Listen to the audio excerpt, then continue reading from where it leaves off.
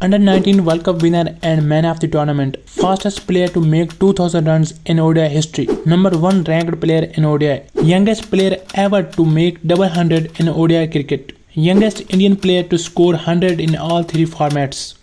आप सोच रहे होंगे आखिर ये कौन सा यंग टैलेंटेड प्लेयर है, जीते हैं जिसने सबके दिल, नाम है उसका शुभमन गिल। तो आइए जानते हैं आज की इस वीडियो में कि कैसे पंजाब के एक छोटे से गांव से उठकर आने वाले शुभमन गिल ने अपने धमाकेदार एंट्री से सबको हैरान कर दिया। इंडिया जैसे देश में क्रिकेट को खेल नहीं धर्म माना जाता है। हर यंग इंडियन का किसी न किसी उम्र में ये सपना रहा होता है कि वो इंडिया के लिए खेलें, मगर इस मुल्क में इस खेल को लेकर इतना ज़्यादा टैलेंट और कंपटीशन है जिसकी वजह से बहुत कम लोगों को ये ख्वाब पूरा करने का मौका मिलता है और शुभमन गिल उनमें से एक हैं। 80s में द ग्रेट सुनील गावस्कर को इंडियन क्रिकेट की बैटिंग लाइनअप का हीरो माना जाता था। 90s की दहाई में ये रोल सचिन तेंदुलकर ने निभाया और फिर उनकी रिटायरमेंट के बाद इस किंगडम का ताज किंग कोहली ने संभाला। और अब वो वक्त है कि इंडियन फैंस विराट के बाद अपने अगले सुपरस्टार की तलाश में हैं और वो है none other than the prince of world cricket Shubman Gill.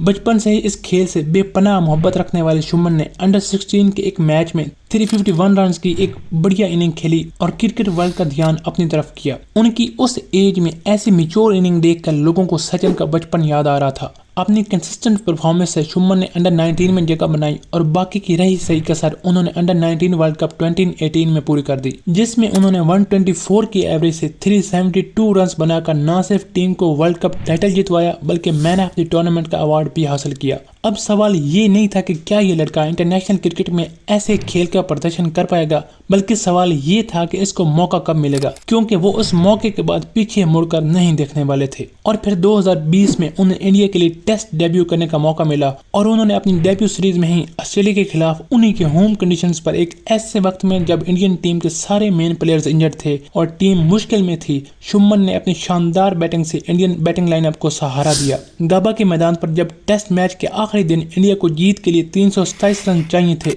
तो उससे पिछली रात शुभमन ऋषभ पंत के साथ बैठकर ये प्लान कर रहे थे कि वो सुबह हेजलवुड, मिचेल स्टार्क और पैट कमिंस को किस तरह अटैक करेंगे और वो किस माइंडसेट और अप्रोच के साथ बैटिंग करेंगे। और फिर अगली सुबह उन्होंने 91 रन की एक हाई क्वालिटी इनिंग खेली और अपनी टीम की एक हिस्टोरिक सीरीज विक्ट्री में एक अहम रोल प्ले किया। शुभमन की उस इनिंग में उनके टैलेंट, टेम्परामेंट और टेक्निक की एक वाज़ह झलक नजर आई और उसके बाद कई क्रिकेट लेजेंड्स के मुताबिक he was the next big thing in Indian cricket. Shubman ने टेस्ट क्रिकेट के साथ साथ ओडीआईज में भी बढ़िया परफॉर्म करते हुए कई मैच विनिंग इनिंग्स खेली, लेकिन गुजरते वक्त के साथ साथ अपोजिशन टीम्स ने शुभमन के वीक पॉइंट्स को फाइंड आउट किया और उनको टारगेट करना शुरू किया, जिसके बाद शुभमन के रन्स के फ्लो में एक कमी आई और उसके साथ ही क्रिटिक्स ने उनकी टीम में सिलेक्शन पर सवाल उठाने भी शुरू कर दिए। एक्चुअल में शुभमन को फ्रंट फुट पर और गुड लेंथ डिलीवरीज को खेलने में मुश्किल हो रही थी, लेकिन शुभमन ने एक बड़े खिलाड़ी की तरह अपनी कमजोरियों पर काबू पाने के लिए अपनी बैटिंग टेक्निक में कुछ एडजस्टमेंट्स की और फिर आया साल 2023, जिसको अगर शुभमन के कैरियर का टर्निंग पॉइंट कहा जाए तो गलत ना होगा। वैसे भी इस साल आईसीसी का सबसे बड़ा इवेंट ओडीआई वर्ल्ड कप होना था और वो भी इंडिया में, और शुभमन इस मौके को किसी भी सूरत में मिस नहीं करना चाहते थे। लेकिन इस सारे सिनेरियो में एक चीज जो शुभमन के लिए रुकावट थी वो ये कि वर्ल्ड कप में इंडिया के लिए रोहित के साथ ओपनिंग कौन करेगा। क्या वो शिखर धवन होंगे, ईशान किशन या शुभमन गिल।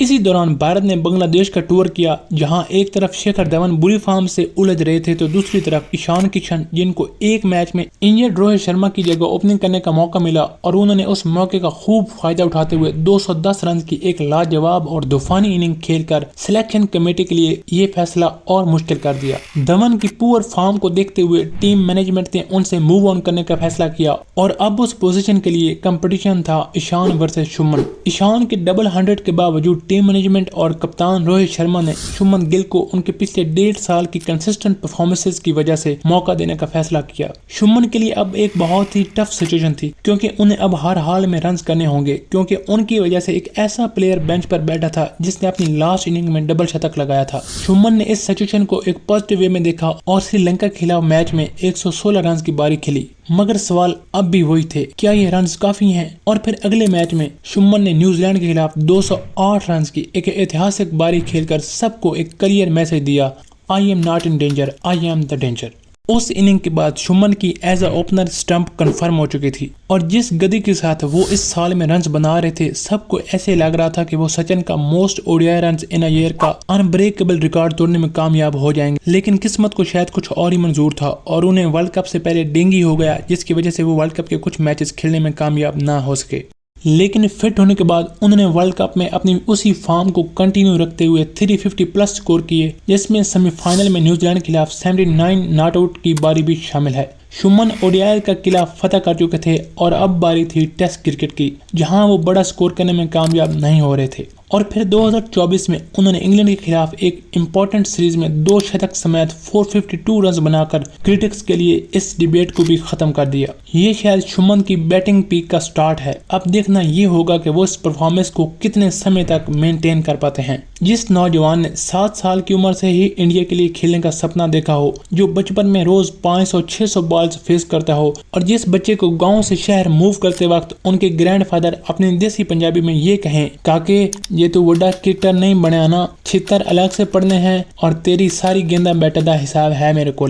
उसके लिए फिर क्रिकेटर न बनने के अलावा और कोई ऑप्शन न था। जहां सुमन के लिए ये सारा सफर आसान नहीं था, वहीं उन्होंने अपनी हार्ड वर्क और डेडिकेशन से इतने कम समय में इतना नाम कमाया है, जिसका वाज़ह सबूत ये है कि क्रिकेट लेजेंड ब्रायन लारा खुद ये कहें, अगर कोई मेरा टेस्ट क्रिकेट में 400 का रिकॉर्ड तोड़ सकता है तो वो सुमन गिल है। जिसके बारे में किंग कोहली ये कहें, I was not even 10% of Suman Gill when I was 19। सुमन में हर वो खूबी और स्किल है जो एक ग्रेट ऑफ द गेम बनने के लिए चाहिए होती है, चाहे वो फिर उनकी वैरायटी ऑफ शॉट्स हो, स्ट्राइक रोटेट करने की कला हो, पावर हिटिंग और गेम फिनिश करने की बात हो, या इनिंग बिल्ड करने और गेम सिचुएशन के मुताबिक खेलने का आर्ट। अगर कोई चीज सुमन को लेजेंड बनने से रोक सकती है तो वो है सुमन खुद। लेकिन अगर वो अपनी गेम के साथ सिंसियर रहे, बेस्ट से बेटर का सफर जारी रखा और अपनी फिटनेस और वर्क एथिक्स को इसी तरह मेंटेन किया, तो उन्हें नेक्स्ट जनरेशन का सचिन और कोहली बनने से कोई नहीं रोक सकता। आपको क्या लगता है, क्या सुमन अगले 10 सालों में क्रिकेट के अगले सुपरस्टार बन पाएंगे कि नहीं? अपनी कीमती राय कमेंट्स में जरूर दीजिएगा।